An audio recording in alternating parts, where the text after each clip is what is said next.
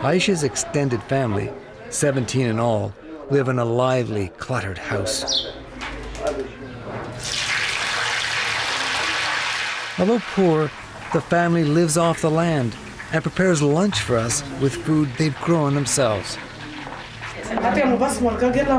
Oh, that cheese is fantastic. In this household, unmarried Aisha sits at the head of the table. In this and in so many other ways, she's different from most rural Egyptian women. She feels ignorance is the greatest barrier.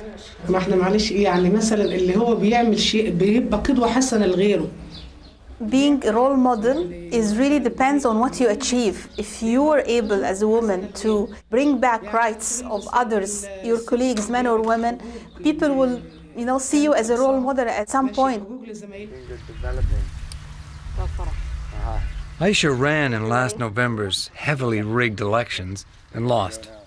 She's going to run again, and she's told me she'll fight for better basic infrastructure for her village and the surrounding area. Just before the interview is over, somebody mentions Aisha's Facebook page. I have to ask her about it. How do you use Facebook? How do you use it?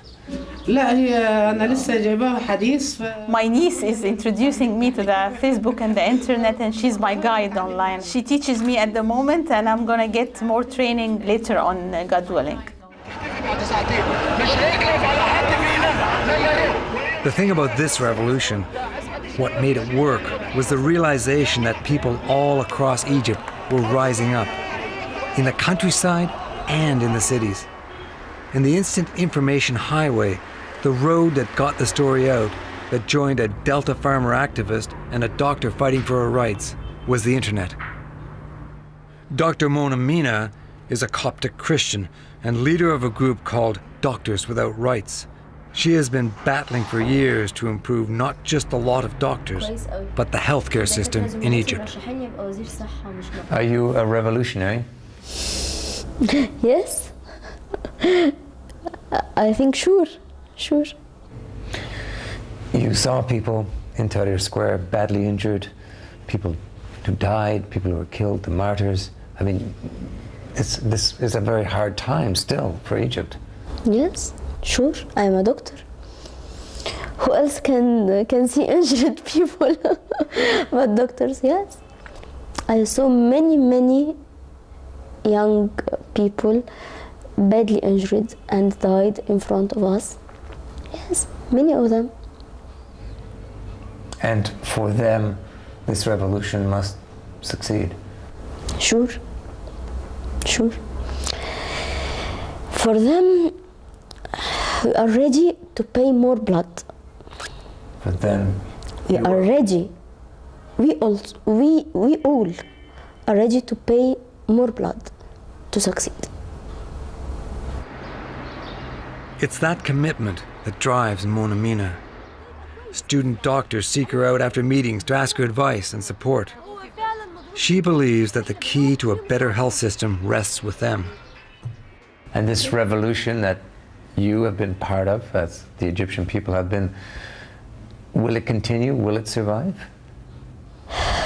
It will survive. I hope it will survive. We will push all our efforts to reach our big dreams, for sure. But of course, not only Egypt, but all the Arabian area is in unexpected situation. What will come? Who can see what will come? There is uncertainty here, but the sense of delight and amazement lingers in the air.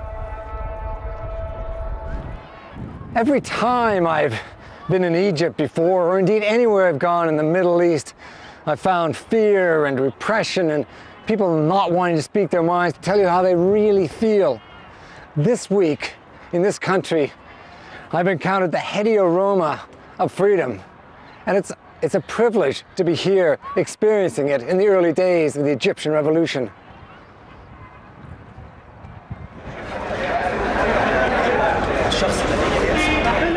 This cafe, just off Tahrir Square, is full of people talking openly about politics. That was inconceivable just a few months ago. I'm about to meet my friend Gamila Ismail, ex-television presenter and democracy activist. Hello, Gamila. Great to see you again. Yeah, please sit down. Yeah. Gamila, 3 years ago, we made a program, documentary, and here we are today. Can you believe the change? The change is incredible and it's unbelievable.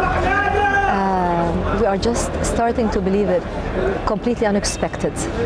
You know, we used to go out in protests in a few hundreds maximum. So for the first time, we go on the 25th out in the streets, and all of a sudden you see thousands of people coming together, where there were hundreds, and then tens of thousands, and then hundreds of thousands, and it was incredible. It was unbelievable. Where did they come from? Why did they decide today to join? Why were they silent in the last 3 decades, 4 decades? What stopped them from participating all these years? The last time I saw Gamila, we couldn't have met like this. In fact, in 2008, we had to interview her in the back seat of a car as she looked nervously over her shoulder to see if we were being followed. And I first want to thank all of you. From being a campaigner harassed and under intense security surveillance, Gamila has come full circle. She's been invited to a press conference with U.S. Secretary of State Hillary Clinton, and we managed to squeeze our way in. Afterwards, Gamila says she told Hillary Clinton the United States must apologize, not only for its long support of Mubarak, but for its hesitancy in the early days of the revolution. And she has another message for the West. The West has to change as a start its impression about an Arab. An Arab is no longer a killer Arab, a terrorist Arab. An Arab is no longer a passive Arab with its dictator ruler. No. An Arab is a successful and revolutionist who was able to make the regime fall and who was able to get rid of his dictator ruler, even if it happened after long decades. But it happened with no support, no foreign support, no political head, no military wing. We were able to do this.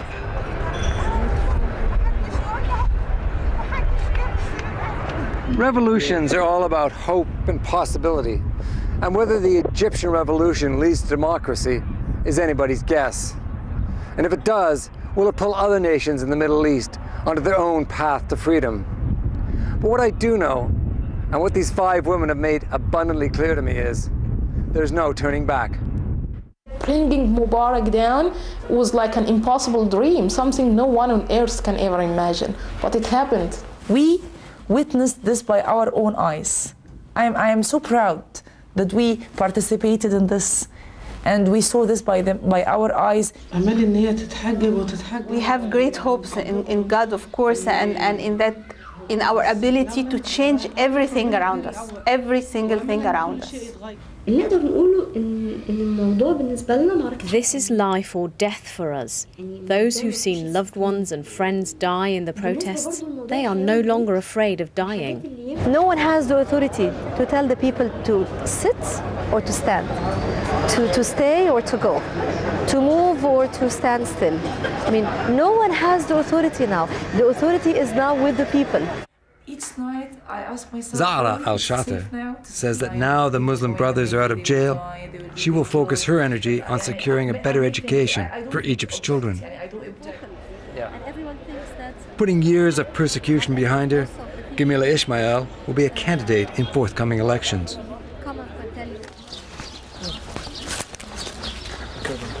The farmer and labor activist, Aisha Abdul Aziz, who was robbed of a seat, is running again. If elected, she will be a powerful voice for women and the rural poor. Mona Mina of Doctors Without Rights will use her voice to push for a healthcare system all Egyptians will benefit from. And the young blogger, Dalia Ziada, she told me that the Constitution prohibits anyone under the age of 40 running for president. That's all right, she says. That gives me 11 years to prepare the country for its first woman leader.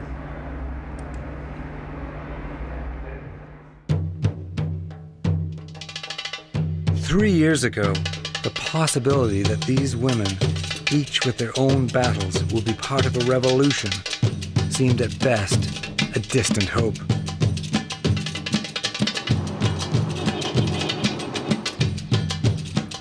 Now that possibility has become reality, and who knows how much further they'll go. My guess is a long, long way indeed.